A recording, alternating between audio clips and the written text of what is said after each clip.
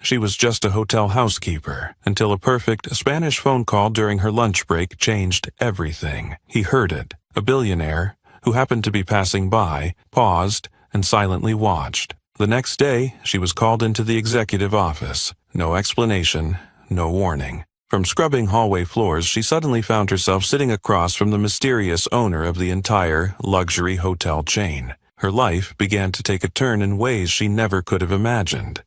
But what did that powerful man truly want from her? And why her? Someone who had always been overlooked by the system. This wasn't just a story about luck. It was a tale of hidden secrets, second chances, and a connection no one could have foreseen. Are you ready to find out what happens next? 5 a.m. The cold sound of the alarm clock screeched through the rundown third-floor apartment in the Bronx. Jasmine Brooks, a 26-year-old black woman, propped herself up off the worn-out mattress, her eyes still heavy with fatigue. Streetlight filtered through the thin curtains, casting shadows on the cracked walls like scars of a past she was never allowed to forget. The room was silent, save for the creaking of the old radiator and the wind howling through the cracks in the window. She quietly stepped into the bathroom, where the faucet offered only two choices, cold or colder. The rusty faucet screeched as Jasmine tilted her head under the freezing stream. Her lips silently whispered a prayer in Spanish, one her grandmother had taught her. Un día más, un paso más, no me rindo. One more day, one more step, I won't give up. Still, in her tired, dark-circled eyes, there was something not entirely hopeless. Maybe determination, or perhaps a spark of hope that life hadn't entirely smothered. At exactly 6 a.m., Jasmine slipped into her silver-gray housekeeping uniform. The name tag on her chest was slightly scratched. Housekeeping, Jasmine. The tag didn't say who she used to be. It only told who she was today. The streets of Manhattan were bustling with traffic at dawn. But inside the number 11 bus that Jasmine caught from the corner of Burnside, no one knew she was once the top student in the linguistics department at NYU. No one knew she'd been invited to teach French and Spanish as a teaching assistant. They just saw a black girl with simple braids, wearing cheap headphones, clutching a plastic lunchbox, and her eyes always downcast. She arrived at the Belgrave Manhattan Hotel at 6:45 a.m., a place where marble walls, French crystal chandeliers, and hand-woven Persian rugs were not meant for people like her. The 52-story luxury building in the heart of Upper East Side was a stop for CEOs, politicians, movie stars, and foreign billionaires. But Jasmine wasn't here for a vacation. She entered through the back door for employees. No one greeted her, no one looked at her. The service hallways were always colder. A few tired colleagues nodded at her, and she nodded back before heading straight for the service elevator. Her shift today, floors 35 to 40, executive rooms. The hotel demanded every glass surface to be spotless, every bed made at precise right angles, and towels folded in 3 layers with the logo facing out. Jasmine worked quickly, efficiently, without complaints. That's why they kept her, not for her skills, but because she was quiet and efficient. Amidst the luxurious rooms, she was like a shadow. When guests opened the door, she immediately lowered her head, never making conversation, never making eye contact, exactly what the hotel considered a good employee, invisible. But no one knew that every night, after a 10-hour shift, Jasmine took the Q Line train back to the public library near Brooklyn Heights. There, she used the free computers to practice specialized Spanish, reading cultural texts, legal dialogues, and simulation videos for interpreters. No one knew that, even though she was scrubbing the toilet in the presidential suite today, her mind was still with language, and her dream was far from dead. It was just waiting for an opportunity. And she had no idea that that day was the fateful day. A moment that would change everything. A call that would awaken the world that had turned its back on her. And she had no idea that that day would be the fateful one. But fate, before opening the door, often makes us live in the darkness for a long time. Jasmine Brooks once stood before the lectern at New York University, applauded for her comparative linguistics essay between native Spanish and Andalusian Spanish. She was invited to be a teaching assistant, personally recommended by Professor Mateo Sanchez for a graduate scholarship in international translation. They once called her the gem of the linguistics program. But no one told her that the gem would be forgotten when reality collided with the world. When her mother, Darlene Brooks, was diagnosed with terminal pancreatic cancer, Jasmine immediately postponed her internship at the United Nations. She sold her laptop and turned down a Fulbright scholarship. During hospital night shifts, she took care of her mother while trying to study on the phone. But every dose of chemotherapy was like tearing another page from her dreams without mercy. Less than 8 months later, Jasmine sat alone in a lawyer's office, holding her mother's woolen scarf, the only thing left with her scent, and read the debt papers. 3 credit cards, a student loan, 2 unpaid hospital bills. Total, over $68,000. With no other options, Jasmine packed away her scholarship applications. And then, on a cold October day, she walked down Lexington Street in her worn-out coat with frayed shoulders, knocking on doors at every hotel, asking for a job, any job. And that's how she entered the underground world of the luxury service industry. Those who create beauty, but are never allowed to exist within it. The Belgrave Manhattan Hotel was a place where power could walk freely, but people like Jasmine were only allowed to lower their heads. Every workday was a silent performance. Above, the clinking of crystal glasses, the short laughter of people in Armani suits. Below, the swish of mops and the quiet restraint of words choked back. Jasmine had never made a mistake, but that didn't stop Donna Pruitt, the supervisor on the 38th floor, from constantly finding reasons to reprimand her. Donna, a middle-aged white woman with a face always flushed like old wine, loved to control every pillow, every towel folded 5 degrees off.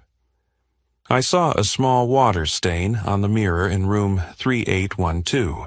Very disappointing, Jasmine. Did you finish cleaning? Then why do I still smell the cleaner? Do it again. If I were running this hotel, I would have fired you last month. But luckily for you, I'm not Mr. Walker. Jasmine simply lowered her head. Every time she was scolded, she thought of her mother. If she were still alive, she would tell her not to cry. She would say, "This is temporary.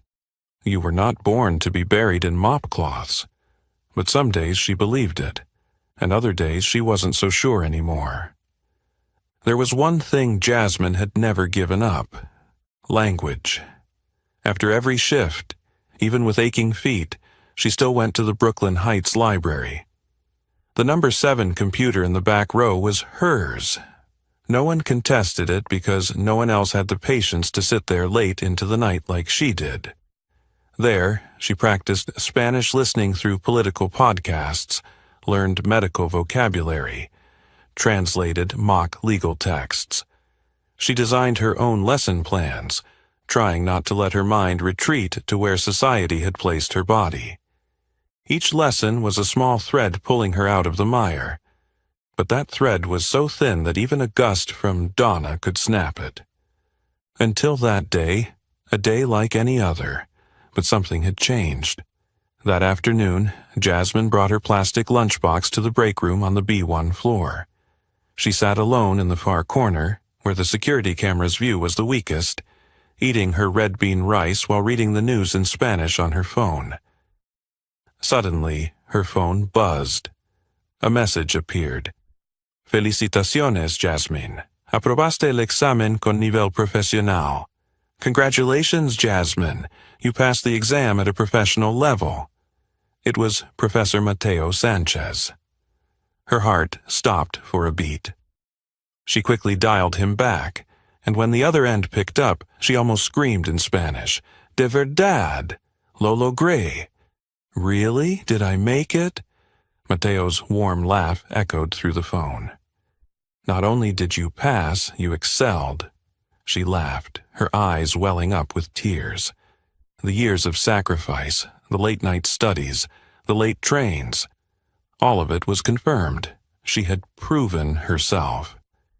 But she had no idea that, in that moment, someone else was listening. Someone who never walked into the staff room. Someone all the employees were trained not to look directly at. Someone who would change her life in ways she couldn't possibly predict.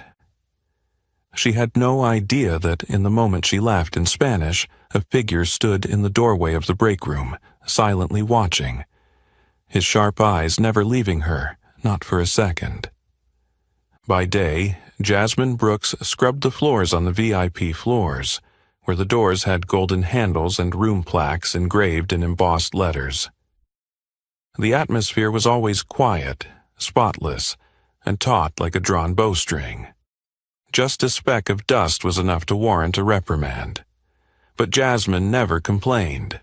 She moved quietly like a shadow, hearing the sound of leather shoes glide over the floor without ever looking up.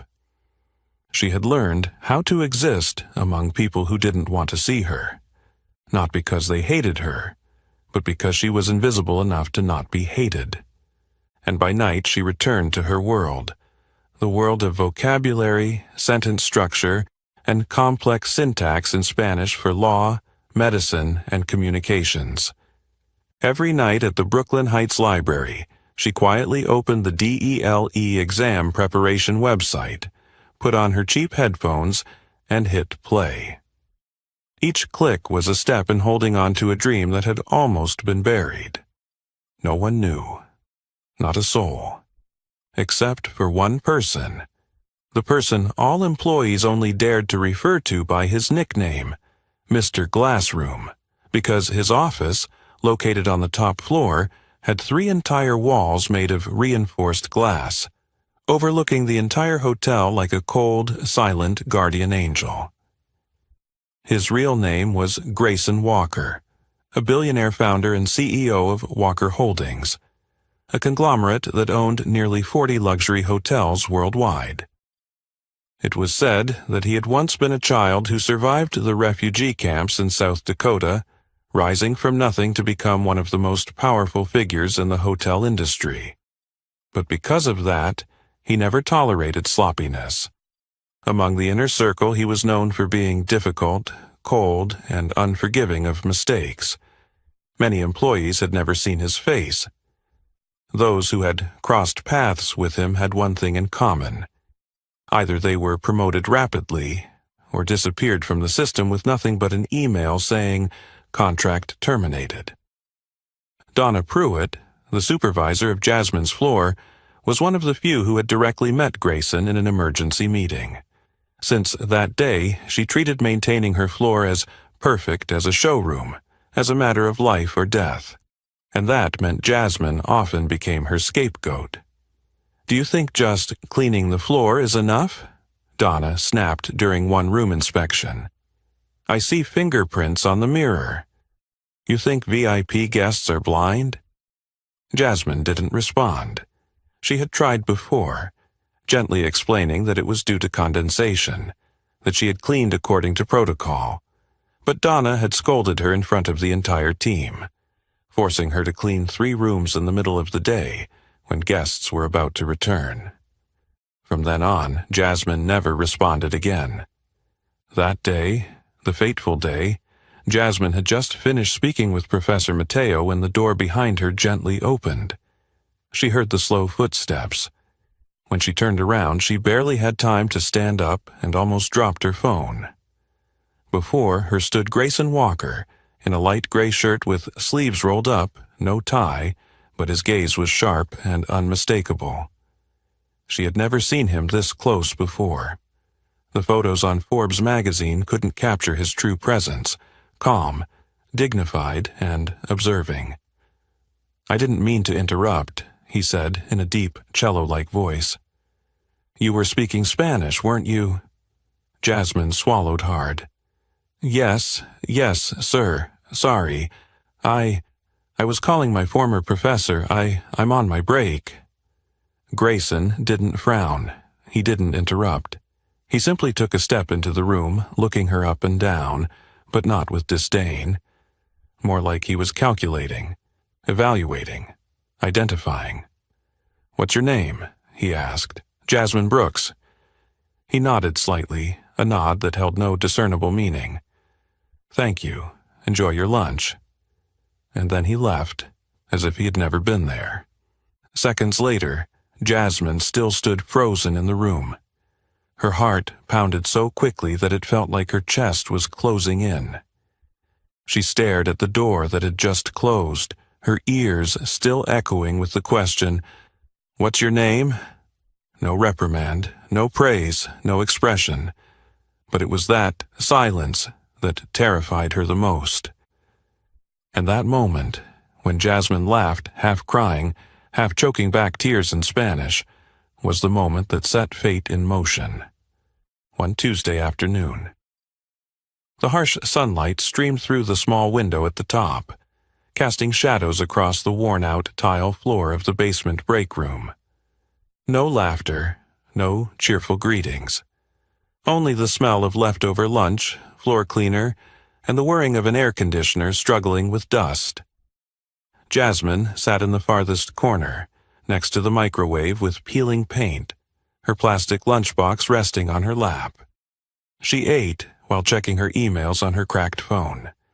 And when the message from Dr. Mateo Sanchez appeared, everything around her suddenly went silent. "Felicitaciones, Jazmín. Aprobaste el examen con nivel profesional. Congratulations, you passed the exam at a professional level." Her vision blurred. Her fingers trembled as she dialed. And when the other end picked up, Spanish spilled out like a river breaking through a dam. "De verdad? No puedo creerlo. Dios mío. Really? I can't believe it. Oh my God." She laughed, then she cried, then she laughed again. The joy exploded like a child being called up for the first time at an award ceremony. She didn't care that she was sitting in a break room. She didn't notice the fleeting glances of the others. Because in that moment all those years of endurance, those sleepless nights, the times she had bitten back her pride, finally had a response. But it was at that moment. The door to the room creaked open. Jasmine heard the hinge squeak, but she was too absorbed in the call to turn around. She didn't know that Grayson Walker was standing in the doorway, hand resting on the doorframe, his gaze heavy. Unlike usual, when everyone would stand at attention whenever he appeared, this time he didn't speak immediately. He listened, observed, and waited. Jasmine's Spanish didn't sound like something memorized. It had rhythm, it had a native accent, it had emotion. It wasn't technical fluency, but a soulful integration. Something none of the employees he had ever met at Belgrave could do. Finally, he spoke, low, brief, and decisive. "I didn't mean to interrupt." Jasmine jumped and quickly turned around, nearly dropping her phone. "You were speaking Spanish?" She stood up, her hand shaking as she ended the call. Yes, sir, I was calling my professor, on my break. It's fine." He interrupted her, his voice calm like still water. "Where did you study?" She lowered her head. "I studied linguistics at NYU. Spanish was my minor." A brief silence. Jasmine didn't dare to look up. She waited for a reprimand or worse, a termination notice. But he didn't say anything more, only, "What's your name?" "Jasmine Brooks." He repeated the name, as if committing it to memory. "Thank you. Enjoy your lunch." And with that, he turned and left, the door closing softly behind him. When Jasmine sat back down in her chair, her legs were still trembling, Sweat soaked her spine, even though the air conditioning was on full blast. No one spoke. 2 colleagues from her shift stared at her, but no one asked anything. Because everyone knew. Grayson Walker never appeared in the break room. Not unless there was a reason, and he never spoke casually to low-ranking staff. Not unless he was watching. At the end of that shift, Donna Pruitt was waiting outside the locker room. Her arms were crossed, her gaze sharp as a blade. Fun, huh? Talking on the phone all afternoon, speaking some language no one understands. Who do you think you are? A diplomat? Jasmine remained silent. Donna moved closer, lowering her head so her face was just inches from Jasmine's. I don't know what you're planning, but don't think some fancy trick is going to help you climb. This is the real world, Jasmine. Here, people like you are only allowed to clean, no talking, no looking up. Jasmine clenched her fists. She didn't respond. Not because she was scared, but because she had become all too familiar with people like Donna, those who used petty power to crush any light that wasn't in their hands. But this time, Jasmine wasn't sure what she was thinking. Was that moment, the look from Grayson Walker, the lunch wish, just a fleeting interaction? Or was it something quietly shifting in the layers of power she couldn't touch, but had accidentally cracked open a small window into? He left, without saying another word. But that silence left a deeper impact than any thunderous sound. The staff break room door closed behind Grayson Walker, leaving Jasmine standing frozen in place. The cold lunchbox on the table, her mind spinning as if she had just dreamed something that transcended the boundaries of reality. Never, in the 2 years she had worked at Belgrave Manhattan, had she spoken directly to the owner. And never, in any training session, had there been any guidelines that prepared her for this. When a billionaire personally asks your name and walks away without explanation. But Jasmine understood one thing. That was not a casual question. At a place like Belgrave, every action of Grayson was analyzed, discussed, and even speculated upon. There were rumors that he had fired a manager just for daring to call a VIP guest from the Arab world buddy. Some said he once called a housekeeper to the rooftop and gave her a scholarship to Le Cordon Bleu Culinary School in Paris, just because he noticed the way she folded napkins, humble yet mindful. No one understood him, and that was why everyone feared him. Donna Pruitt, of course, didn't let it slide. The next morning, during a staff meeting, she threw a pointed look at Jasmine and said in front of the whole room, "We shouldn't misuse our lunch breaks for personal matters, especially ones related to a language no one here needs."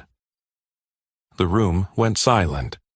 A new employee almost laughed, but quickly swallowed it when he saw Jasmine's face.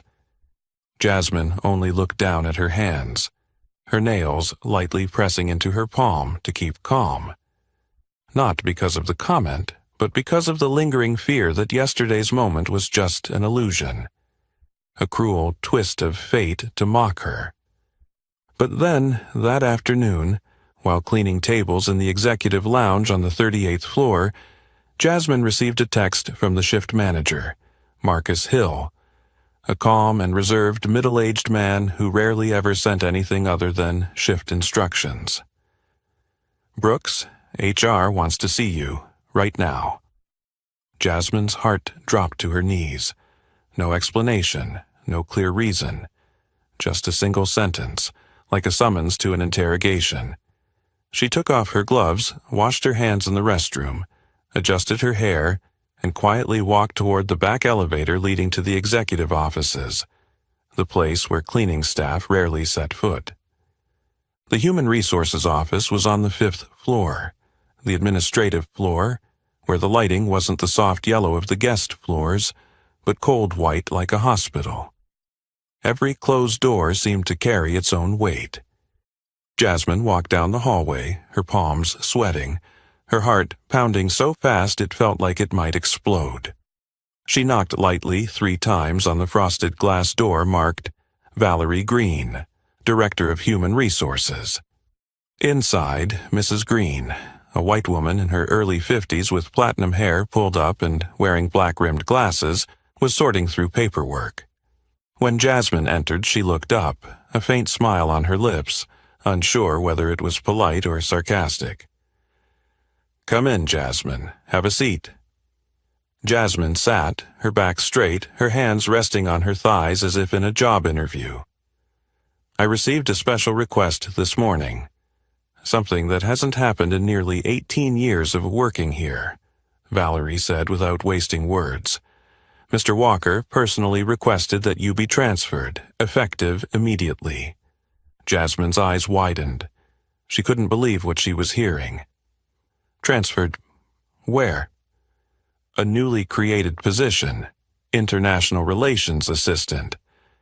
Your duties will include assisting non-English speaking VIPs, handling multilingual communications, and coordinating cultural affairs." Jasmine froze. "You'll have an office on the executive floor, new uniforms, and a salary, 3 times your current one." Her head buzzed. She didn't know what to say, didn't know whether to be happy, scared, or to doubt that this was all a trap. Is this for real?" Her voice was softer than the hum of the air conditioning. Valerie nodded, her gaze warming for the first time. "It's very real. And one thing you should know, Mr. Walker never acts impulsively. If he says your talent is being wasted, it has been thoroughly considered, very carefully." Jasmine stood up like a sleepwalker, holding the transfer confirmation, walking through the hallway where just yesterday she had been scrubbing the floors. The red carpets embroidered with gold, the crystal chandeliers. Everything suddenly felt unfamiliar. It was as if she were stepping into a play she had never seen the script for. But somehow, she was still the lead role. She didn't know what awaited her behind the highest office door, but one thing was clear: Grayson Walker had seen something in her, when no one else would. Grayson Walker had seen something in her, when no one else would look. But Jasmine still didn't understand what that was, or why it was her. She only knew that when she walked out of Human Resources that morning, the world no longer felt the same. The elevator door opened on the executive floor, where, until now, Jasmine had only been able to look up from below. Walnut-paneled walls, ivory marble floors, and lighting perfectly adjusted to create a feeling of warmth but also authority. There was no noise. Every sound here seemed to be filtered through velvet, even the footsteps. A tall receptionist approached, handing her a cream-colored folder. "Miss Brooks, here is your new employee ID. Your temporary workstation is in room 43B. Jasmine took it, her hand trembling slightly. Beneath the glass of the card, the words, "International Guest Relations Associate," glowed against the silver background. She was no longer wearing the housekeeping uniform. Now, she wore a tailored navy blazer that fit her slim frame perfectly, with an ivory silk blouse and dark trousers, black leather shoes with low heels. Everything had been prepared, almost as if someone had studied her measurement, skin tone, and even her walking habits. As she walked through the executive hallway, where she once stooped to dust the stair railings, where she once lowered her head to avoid VIP guests' eyes, now people looked up at her, not with admiration, but with suspicion, appraisal, and a readiness to judge. Especially Donna Pruitt, who happened to see her near the pantry on the 40th floor. She stood frozen for a few seconds, then quickly regained her sharp tone. "Oh, look who it is! The language queen! I bet you've forgotten the smell of bleach by now, haven't you?" Jasmine didn't respond, but this time her gaze didn't lower. She simply looked straight at Donna, not angrily, not resentfully, but calmly, as if facing an old shadow that no longer held any power over her. Donna scoffed. "Don't think that because you're wearing a fancy suit you've changed your place. Here, people still remember who you are."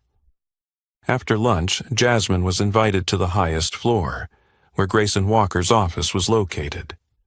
The glass door opened, and for the first time, she stepped into the space once referred to as the glass room, where decisions worth hundreds of millions of dollars were made with a mere nod. The office was nothing like she imagined.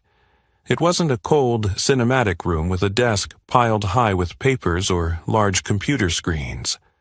On the contrary, it was spacious, minimalist, and so quiet that she could hear the beat of her own heart. The windows stretched up to the ceiling, offering a view of Central Park, with the afternoon sunlight casting a golden glow on the wooden floor like a layer of silk. Grayson stood by the window, hands in his pockets, still without a tie. He turned when Jasmine entered. His gray-blue eyes stopped on her, and he gave a slight nod. "You're here. Please, sit." They sat across from each other.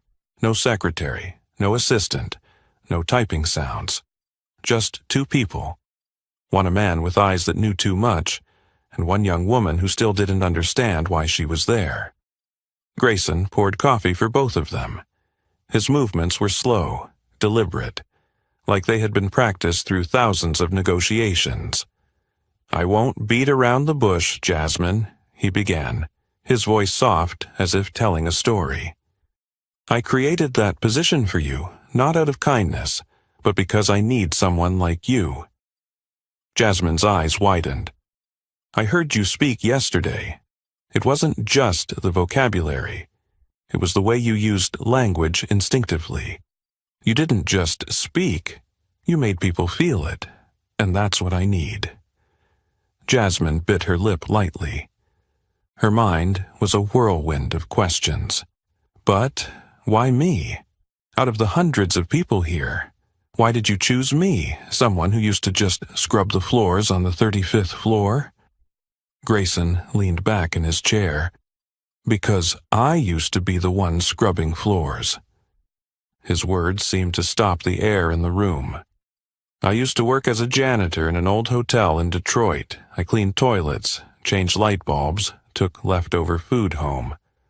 I remember that feeling. The feeling of being treated as an object, not a person. And I promised myself, if one day I made it, I would never overlook talent just because someone wore the wrong uniform." Jasmine felt a lump rise in her throat. "I don't need you to be good at talking to CEOs. I need you to understand the psychology of the person in front of you and have the courage to speak up at the right moment." He pushed a stack of papers toward her. "This afternoon, I have a negotiation with a delegation from Spain, a big deal, and I want you to stand next to me not just as a translator, but as someone who ensures the communication doesn't break down." Jasmine looked at the stack of papers, her hands still shaking. One day ago, she had been cleaning leftover food trays in the executive lounge. Today, she was sitting in the most powerful room, being asked to step into a role she had never imagined. She looked up, slowly nodding. "I will do my best, sir." Grayson smiled, a smile that was the first since they met.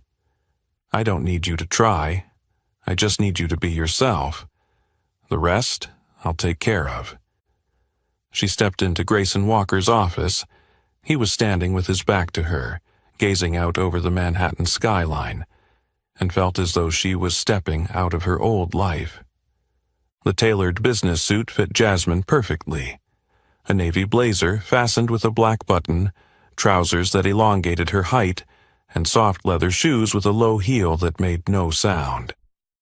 In the mirror, she looked no different than a senior executive at Belgrave, but inside, her heart still beat with the anxiety of the girl who once slept in a moldy room in the Bronx. The executive floor corridor was more crowded than usual. The glances she had once avoided were now fixed on her. Some were surprised, some uncomfortable, and some full of suspicion. she heard someone whispering behind her. Is that her? The one who was cleaning the 35th floor just yesterday. What's Grayson Walker doing? Probably just another diversity move from the company. She'll be gone in a few weeks. Jasmine kept her chin high, her hand clutching the slim tablet with the afternoon schedule. Each step felt like compressing her entire life, like walking on the prejudices that had been scattered along the red carpet. But she didn't stop. She didn't cower. She didn't lower her head anymore. The door to Grayson's office was open. He still stood with his back to her, eyes looking out at Central Park, where the bare trees of March were still stark after a cold winter. Hearing the light footsteps, he turned, his eyes lighting up with a quiet satisfaction. "You look exactly as I imagined," he said. "How does it feel?" Jasmine hesitated. "It feels like I've just stepped into a dream, but I'm not sure I'm ready to wake up." Grayson chuckled softly, a rare smile, not for the press or business partners, but one that was genuine. "Maybe, but you're not dreaming, and you don't need to be ready. Just show up." He poured her a glass of water, not coffee, not wine, and then handed her a list. "The investment delegation from Madrid, 6 people. They've worked with Ritz-Carlton, but this time they want something more personal. I don't need you to do anything except keep the atmosphere warm." Jasmine nodded, but her throat was dry. How could someone who had once been invisible become the person to set the tone for a $280 million deal? At exactly 2 p.m., the glass-walled meeting room on the 50th floor opened. The Spanish men entered, sharp suits, silk ties, eyes as sharp as knives. Leading the group was Señor Carlos Martín, a face that had appeared in European business magazines.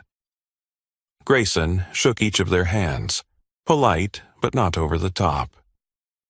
Jasmine walked behind, quietly greeting them in perfect Castilian Spanish. "Bienvenidos a Belgrave, Manhattan. Es un honor tenerlos aquí." "Welcome to Belgrave, Manhattan. We are honored to have you here." A slight frown, then a soft smile. Señor Carlos nodded, as if mentally checking off an invisible criterion. The atmosphere in the room was initially tense, like a taut string. Everyone ready to counter, protect their interests, and predict the motives of the other side. Jasmine understood that her job wasn't just to translate. It was to connect. To ensure that language didn't turn into a weapon. The most challenging moment came when Señor Carlos half-jokingly said, "We once had a partner in New York. They spoke in money. What about you?" Grayson hadn't responded yet. Jasmine smiled, leaning slightly. "Y nosotros hablamos con hechos.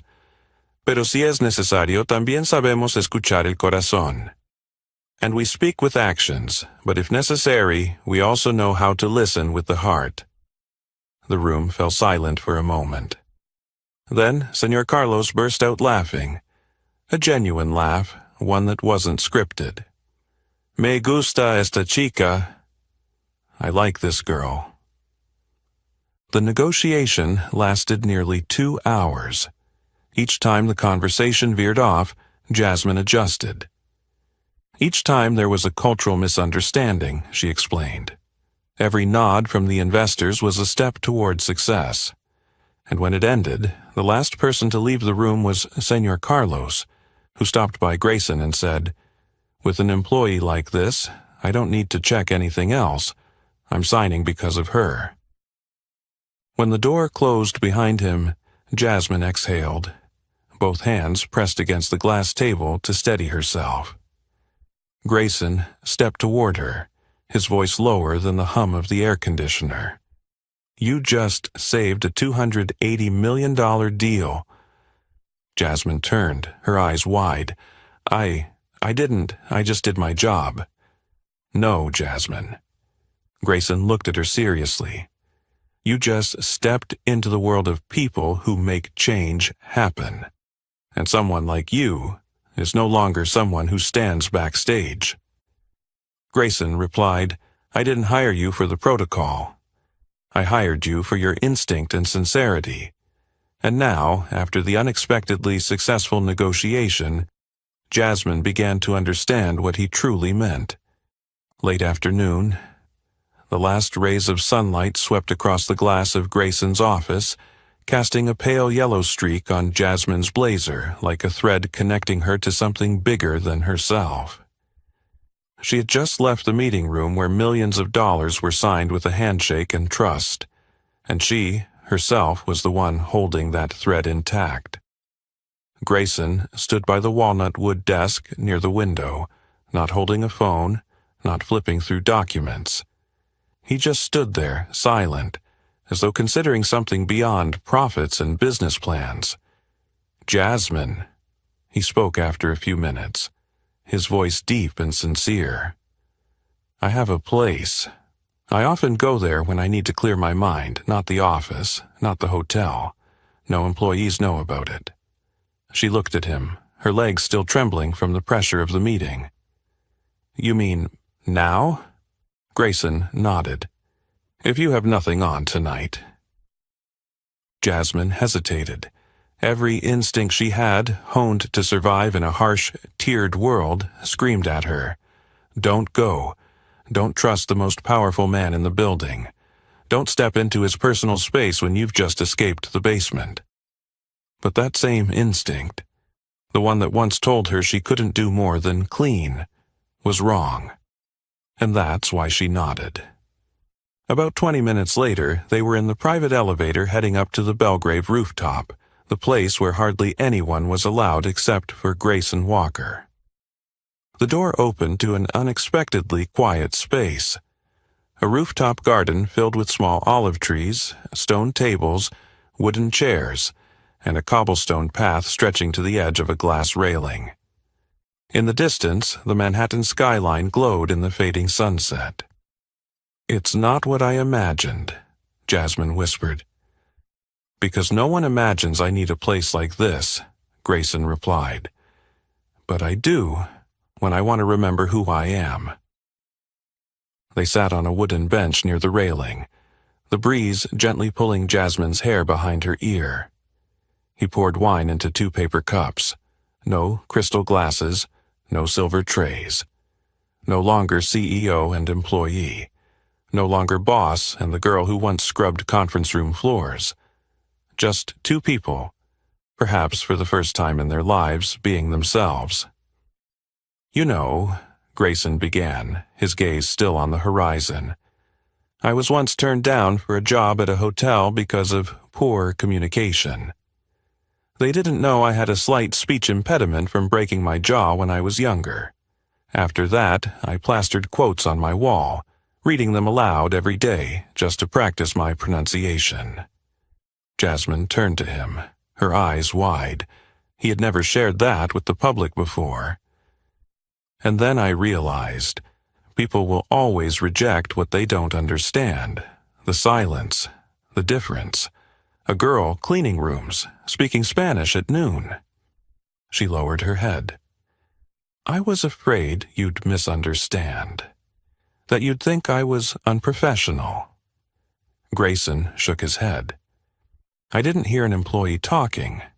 I heard a person living in a language, and I knew I couldn't let that go to waste. The wind picked up, carrying the faint scent of lavender from the garden. Jasmine suddenly remembered her mother. She, too, liked sitting and watching the sunset, in the old rocking chair on the balcony of their rundown apartment. She once said, people who know how to look far often live alone. But they're the ones who'll pave the way. Jasmine turned to him, speaking softly. Do you ever regret choosing the wrong person? Grayson thought for a moment, then replied, yes, many times. But I've never regretted choosing someone I trusted, even when they didn't believe in themselves. A pause lingered. Manhattan below them seemed like a moving map, bustling, fierce, not waiting for anyone. But in that moment, Jasmine felt an unusual peace. Not because she was close to power, but because, for the first time, she was being seen. Truly seen. Grayson spoke softly, as if weighing his words carefully. "Tomorrow, I want you to sit in on a meeting with the board of directors. Not translating, not taking notes, just observing. I need you next to me." She looked at him. This time, no fear. Just the silence of someone stepping out of their own shadow. "I'll be there," Jasmine replied, her voice steady. "Not because I'm ready, but because I don't want to go back to where I was." "I'll be there," Jasmine replied, her voice steady. "Not because I'm ready, but because I don't want to go back to where I was." And the next day she truly stepped into the realm of power, where words not only convey meaning, but determine the fate of an empire. The strategy meeting room on the 49th floor was unlike any space Jasmine had ever seen. The long mahogany table, Italian leather chairs, and 4 walls made entirely of one-way glass, offering a view of the entire Manhattan skyline. Every detail was designed to make anyone who entered feel smaller. Exactly at 9 a.m., the door opened. Jasmine entered with Grayson. All eyes immediately turned to her, a newcomer, a black woman, sitting right next to the CEO. No one said anything, but the tension in their shoulders, the quick glances, and the silent exchanges spoke volumes. Everyone was waiting for her to make a mistake. The meeting began. Grayson gave an overview of the negotiation results with the Spanish investors, and Jasmine nodded slightly when her name was mentioned as someone who helped navigate cultural bottlenecks with refined communication. Less than 10 minutes later, a silver-haired man with a red tie spoke up. "With all due respect, Grayson, I'm not sure if we're discussing a coordinator or an inspirational representative." He was Lawrence Fielding, the Global Chief Operating Officer, and one of the strongest opponents of personnel interventions without approval from senior HR. Grayson remained calm. "I'm talking about the person who helped us close a nearly $300 million deal that had been stalled for 2 consecutive quarters." Lawrence smirked and turned to Jasmine. "Miss Brooks, could you tell me, aside from Spanish, do you have any financial skills to contribute to this strategic meeting?" The air tensed, a clear trap. Jasmine took a deep breath, then replied, her gaze unwavering. "No, Mr. Fielding, I don't have an MBA, but I have enough experience to understand that if language is used incorrectly, even the perfect financial plan can collapse due to misunderstanding.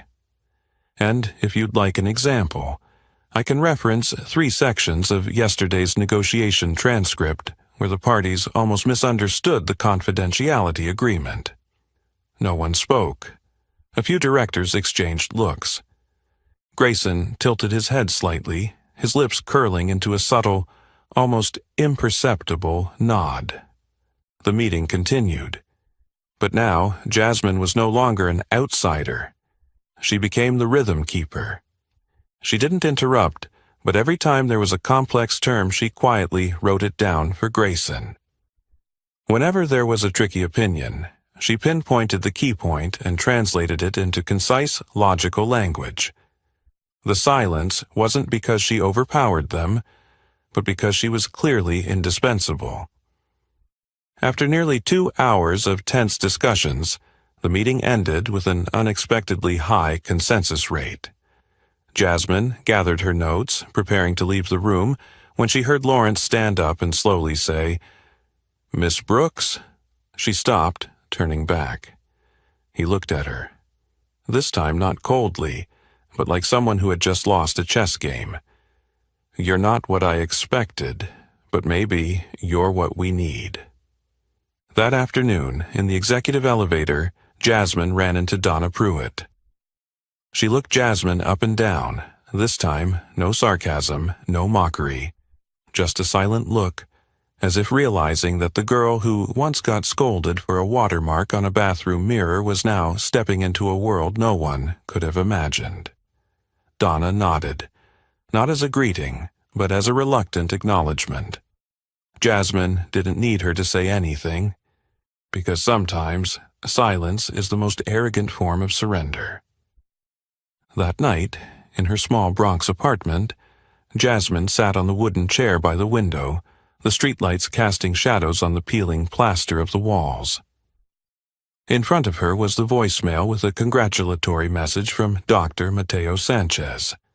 Next to it was the stack of documents Grayson had given her to prepare for the international coordination meeting with the Brazilian delegation next week. She picked up the small mirror and looked at herself. The girl, who once bowed her head to scrub the floors beneath people who didn't even remember her name, was now holding her head high in meeting rooms where words were worth millions of dollars. Jasmine hesitated, then nodded. She didn't ask where he was taking her. She didn't ask why it was her. Because for the first time in many years, someone wasn't looking at her as a role to play, but as a person.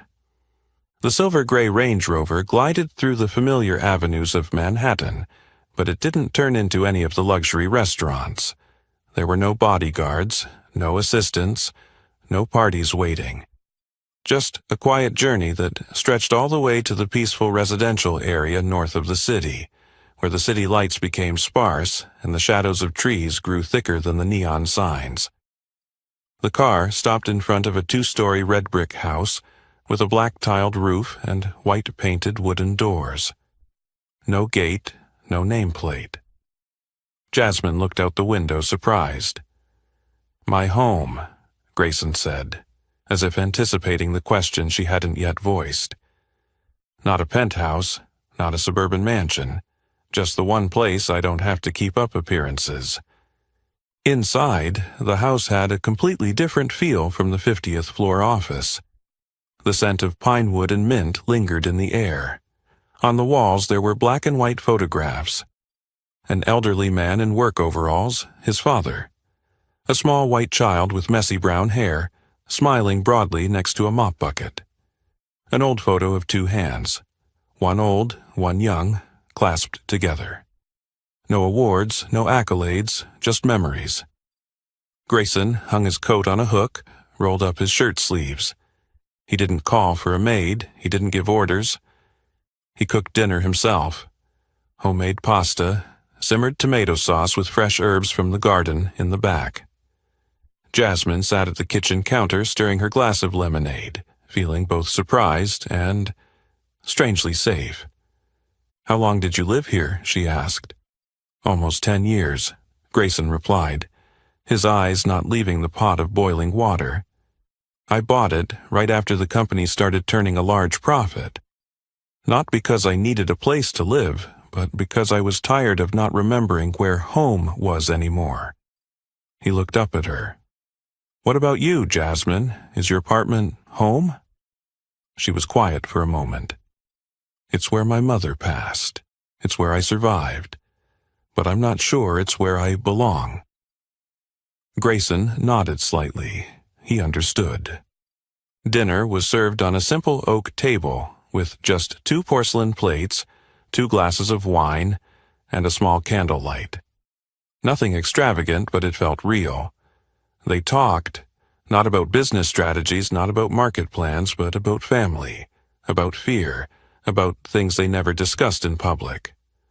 Grayson talked about his father, a man who worked the night shift at a hotel, always bringing home small soap samples for his son so he could use the things of the rich.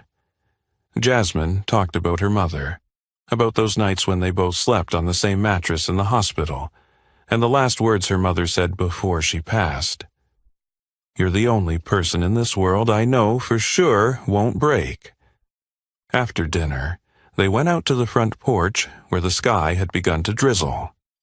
The sound of the rain on the roof, the smell of damp earth rising, permeated the unsaid words between them. Grayson set his glass of wine down on the armrest, silent for a long while. Then he turned to her, his gaze no longer that of a boss, but of a man who had shed all pretense. "Jasmine," he said, softly, as if afraid to break the space between them. "I'm not sure when it started, but now, I can't imagine this world without you in it." She turned to look at him, her eyes wide, not in surprise, but in fear that she might be hearing things wrong. She hesitated. "I've lost too much to believe in anything like affection coming from someone like you. Someone like me." Grayson tilted his head.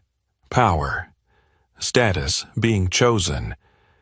And what about me? I have to fight for every opportunity, every breath. If this gets out, people will say I slept with the boss to get promoted. They won't believe I'm good, they'll never believe it." Grayson remained silent, but his eyes never left hers. Not to argue, not to make excuses. "You have the right to refuse," he said. "And if you leave this place tomorrow, your job will stay the same. Your salary will stay the same. You'll still be Jasmine Brooks, the one I trust most. But if you stay—" He didn't finish the sentence. He didn't need to. The rain started to fall more heavily. Jasmine looked out at the misty water in front of the porch, gripping the cold glass in her hand. A distant thunderclap echoed, nothing too close but enough to make her heart tighten. She turned back to look at him, slowly. "I'm not going anywhere," she said.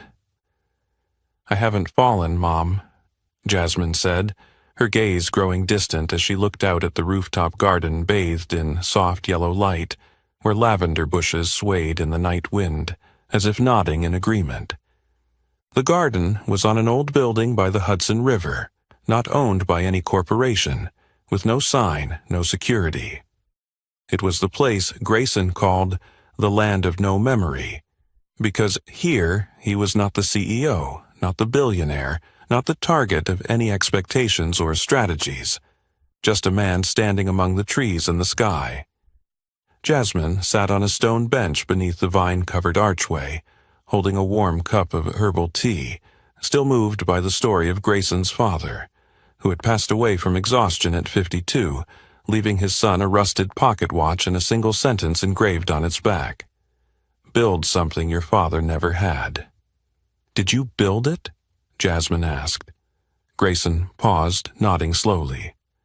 "I've built more than my father ever dreamed, but it took me too long to realize it wasn't that he needed me to build hotels. It was that he needed a world where people like him weren't seen as beneath anyone." They were silent for a while, only the sound of the wind and the soft swaying of the lanterns in the breeze. Jasmine opened her leather wallet and took out a faded photograph. A gentle smiling black woman standing in front of a window with brown striped curtains. Her mother, Darlene Brooks. "This photo was taped by the Mirror all through the time I was in school," Jasmine said. Every morning she would touch it and say, "Tomorrow you'll go farther than I ever dared dream." She smiled, her voice trembling like the wind. I never believed it, but I still went, because if I stopped, her dream would be left behind. Grayson looked at her, unwavering. In his eyes, it wasn't the usual admiration a boss gives a capable employee. It was a deep acceptance, as though he was seeing himself through her, an entity once crushed beneath the cement of prejudice and class, but somehow still rising to the surface to breathe and live. "You've done it," he said. "Even though she's gone, she lives in every step you take. And now, you're living in decisions that will change the lives of others." Jasmine didn't know how to respond. She simply looked directly at him, feeling something shift in Grayson's gaze, not violently, not unexpectedly, but quietly, as if he'd realized he was in a feeling he hadn't known before. And then he spoke. "I'm not sure when it started. Maybe it was when you spoke Spanish without fear of anyone hearing. Or when you didn't react when they looked at you like a joke. Or maybe when you look Donna in the eye without anger, only with the calm of someone who knows their worth. Jasmine smiled faintly. I used to think I was strong because I didn't need anyone. But maybe stronger is when you dare to let someone stay by your side. Grayson reached out his hand.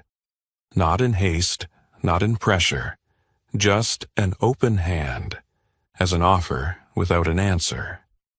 Jasmine looked at it.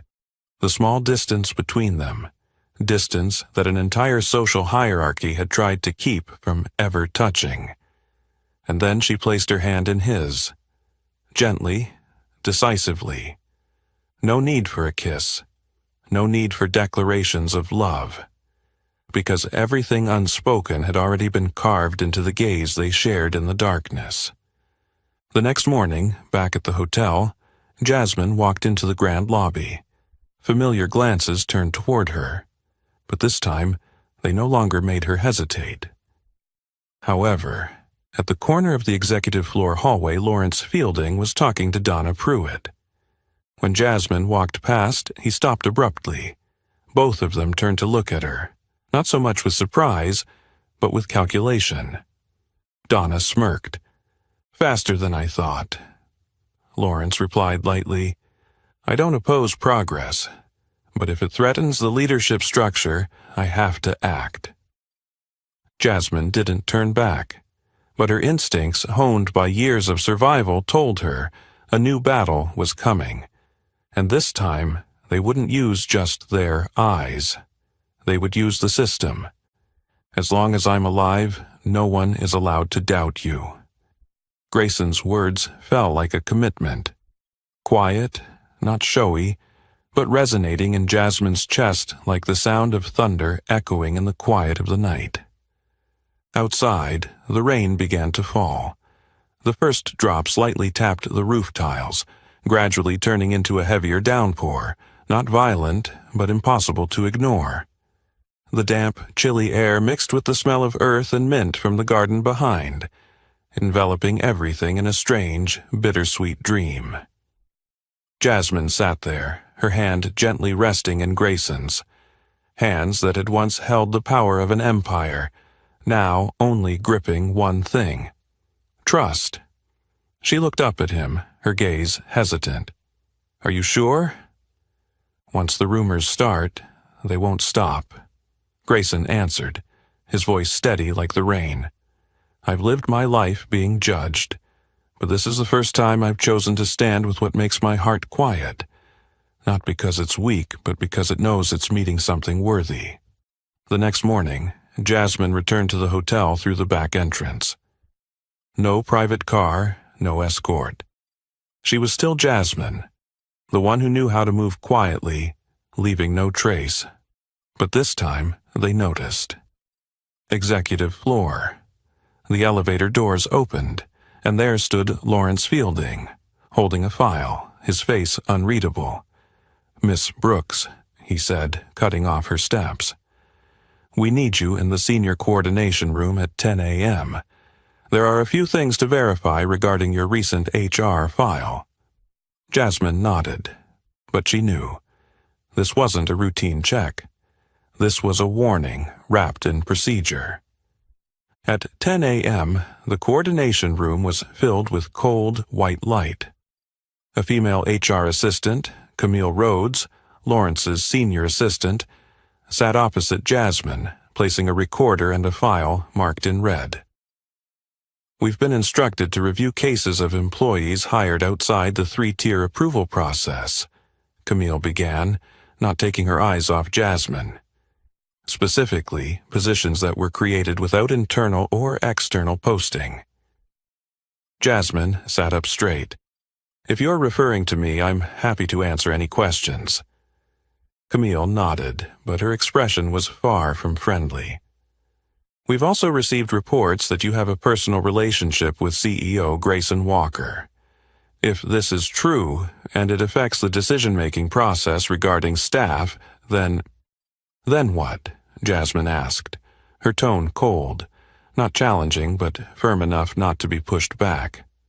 Then any preferential treatment would need to be reported to the Internal Ethics Board. That was the first strike. No proof required. Just implication.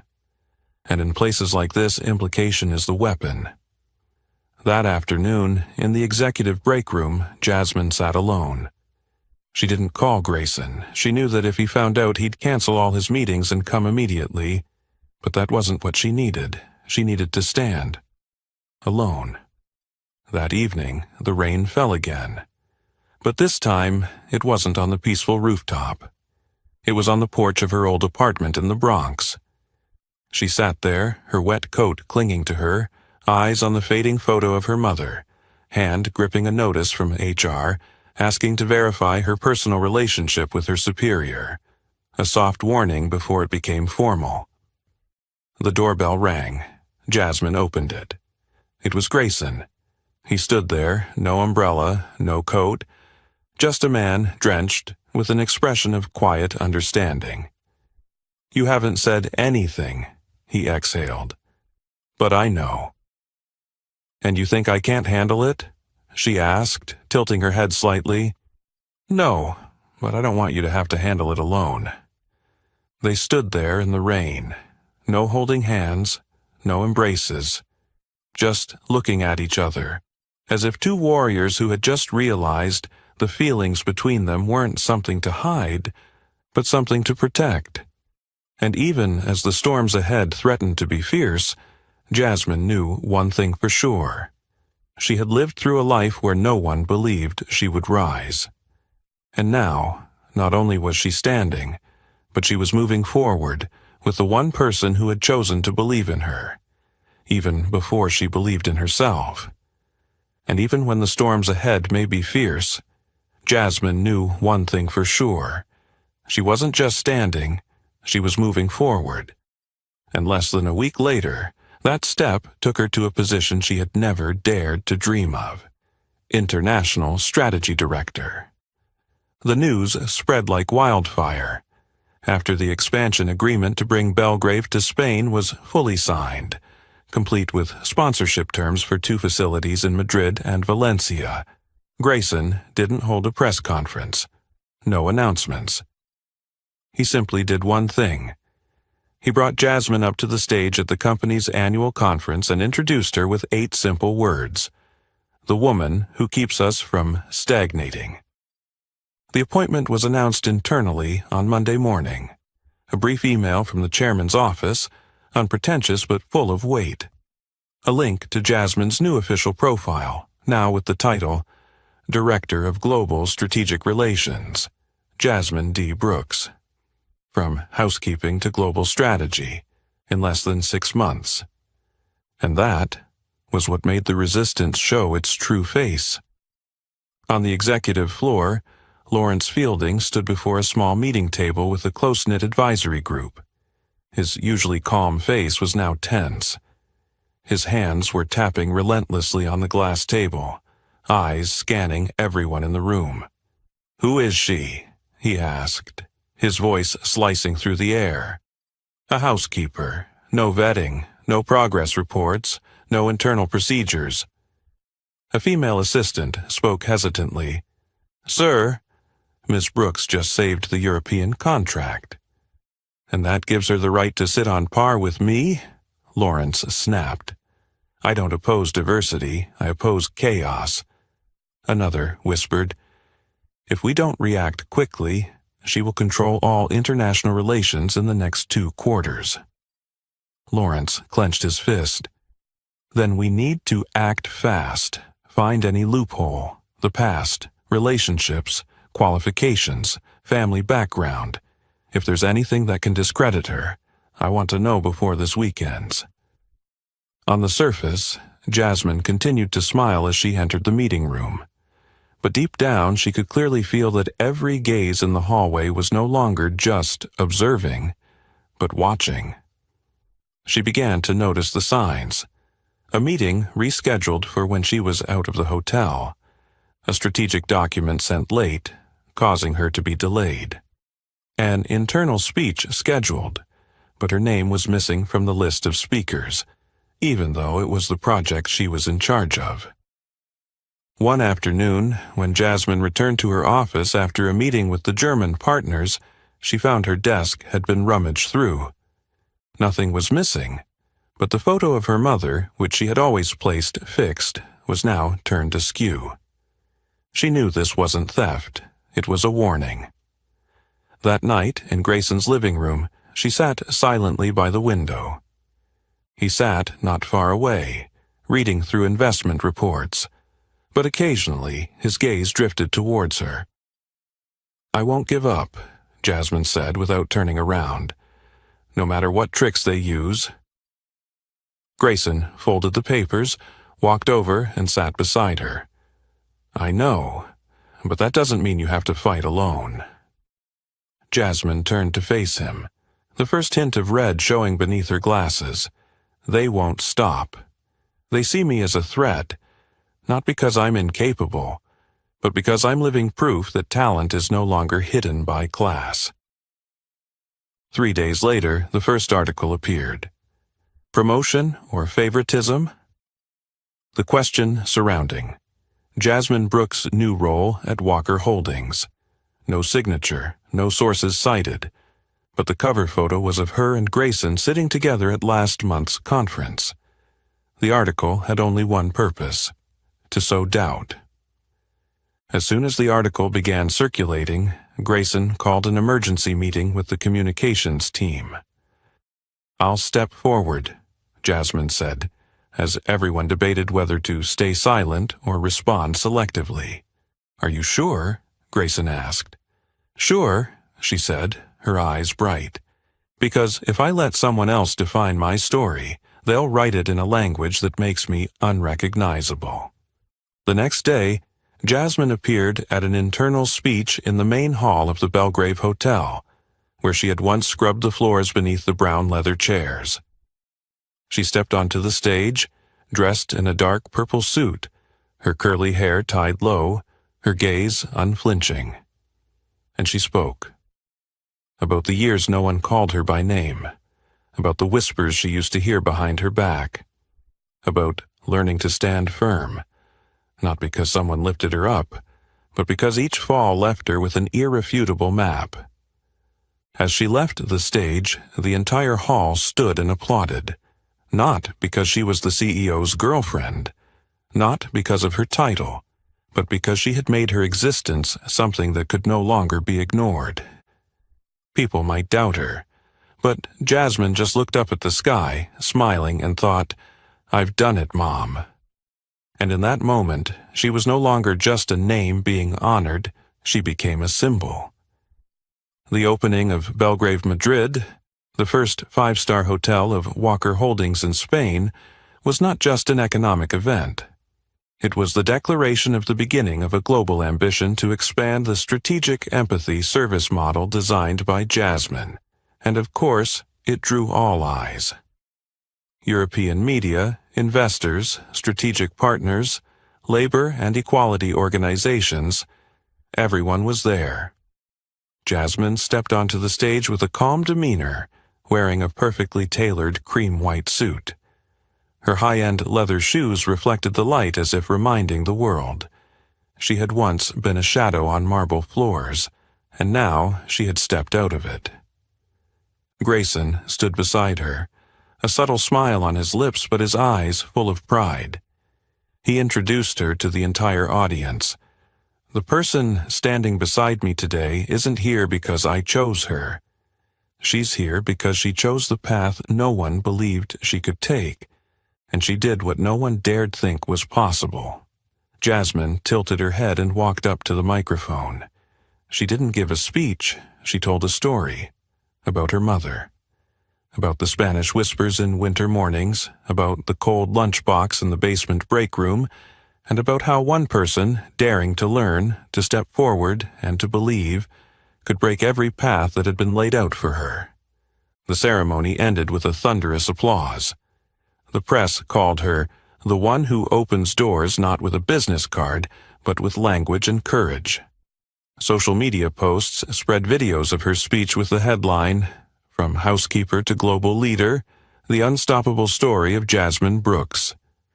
But in the hotel's executive office, Lawrence Fielding was still watching everything through the screen.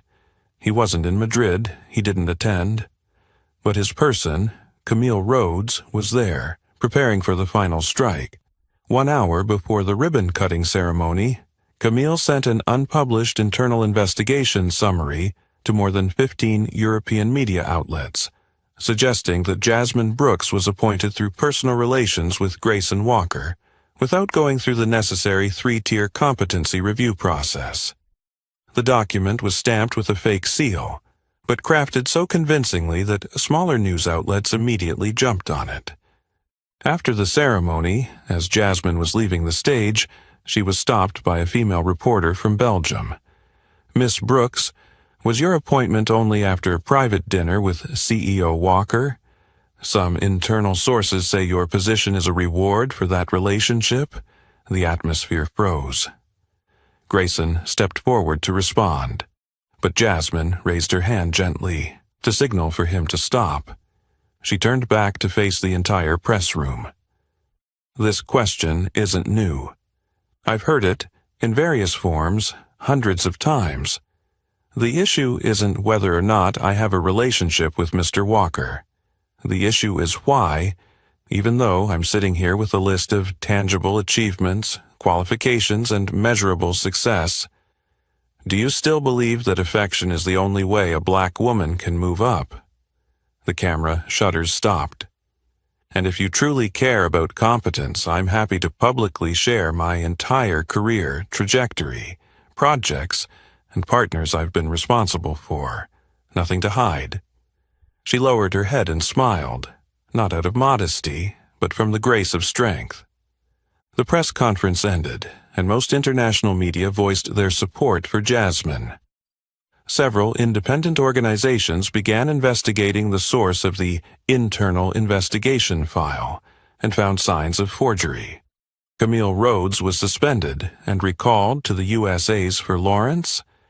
He didn't show his face, but his closest assistants knew. He was betting his final pieces.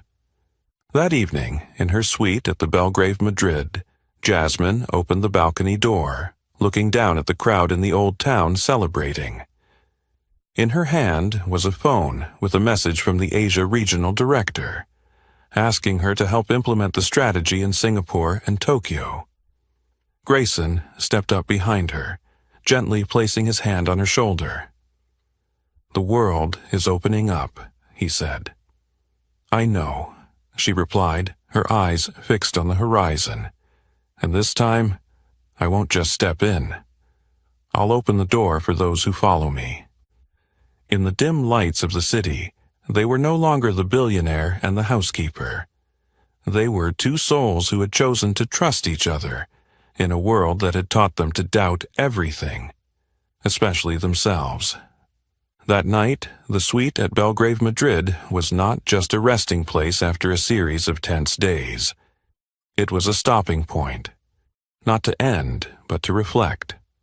Grayson sat beside Jasmine on the sofa near the window. Outside, the city lights stretched into shimmering streaks across the Manzanares River. The breeze was light, the air crisp, but in that space there was only the warmth of the two of them, slowly shedding their final layers of armor. "What are you thinking?" Grayson asked, his hand still tightly entwined with hers. Jasmine looked up at him, her eyes holding an entire journey. "About everything I've been through. About the night I rested my head on a lunchbox in the library and no one asked if I was okay. About the one call in the basement lounge that turned my whole life around. And about how, sometimes, love finds you when you least expect it." He didn't say anything. He just held her tighter. In that embrace, there was no power, no title, just mutual recognition, like survivors in a world full of deceit, but still holding on to something real. 3 weeks after returning to New York, Jasmine was invited to speak at the Global Business Leadership Summit. But instead of talking about expansion strategies or growth metrics, she chose one topic: rebuilding from within. She didn't lecture, didn't use tricks. She just told her story. About her mother, about Donna, about Camille, about Lawrence, not as an enemy but as parts of a system that had been built to eliminate people like her. But if systems are created by people, then people can change them, she concluded with that line, and the entire hall went silent. Not because they disagreed, but because they were reflecting. Not long after, Grayson officially stepped down from his direct executive role. Walker Holdings was handed over to a new leadership board, where Jasmine held the position not of CEO, but of Global Human Resources Reform Director, leading a new initiative called Walker Initiative for Equity and Talent, a program aimed at bringing undervalued, overlooked, and misjudged employees back to the positions they truly deserved. Donna Pruitt, after Jasmine personally sent her a recommendation letter, joined the retraining program at the new headquarters in Arizona. Camille Rhodes had her contract terminated, but not in public shame. Jasmine said one thing during the internal hearing. "I don't want them to be retaliated against. I just want them to understand. What they tried to bury has now grown into a tree." Years later, at a small Belgrave hotel in Morocco, a young mixed-race African receptionist received a nomination for the Leadership Development Program Jasmine herself had initiated. In the internal interview, when asked, "Who inspires you?" the girl replied, "Jasmine Brooks, because she didn't try to break the glass ceiling with a hammer. She taught me to climb it with a ladder. But then, she came back and handed the ladder to the next person." One autumn afternoon in the Bronx, Jasmine returned to her old apartment, the one where her mother had once lived. The room now had new tenants, but the landlord kept the handwritten letter she had left when she moved out. The letter had one last line. "If someone reads this and thinks they'll never be heard, know that I once thought the same." That day, standing in front of the public garden she had helped fund, named Darlene's Walk, where children played and single mothers rested under the trees, Jasmine looked up at the golden afternoon sky. Grayson stood beside her, his hair grayer now, holding her hand. "So, is this the peak you once dreamed of?" he asked. Jasmine shook her head, smiling. This is where the journey begins for others." Because this ending was not about happiness. It was a promise. No one would be left behind just because they started where no one cared to stop and look. From a black girl who was invisible in the halls of a hotel, Jasmine Brooks had stepped onto the global stage, not through privilege, but through intelligence, courage, and unwavering determination. Her story wasn't just about love or success. It was a living proof that every system can be changed if someone dares to cross the boundaries set for them and pave the way for those who come after. And what about you? If an opportunity to change your life came when you least expected it, would you have the courage to seize it, even knowing you'll face a world full of doubt? Share your thoughts in the comments below. If this story touched your heart, don't forget to like, share, and subscribe to the channel so you won't miss the next inspiring journeys. We will still be here, telling the stories of those once deemed insignificant, but who changed the world.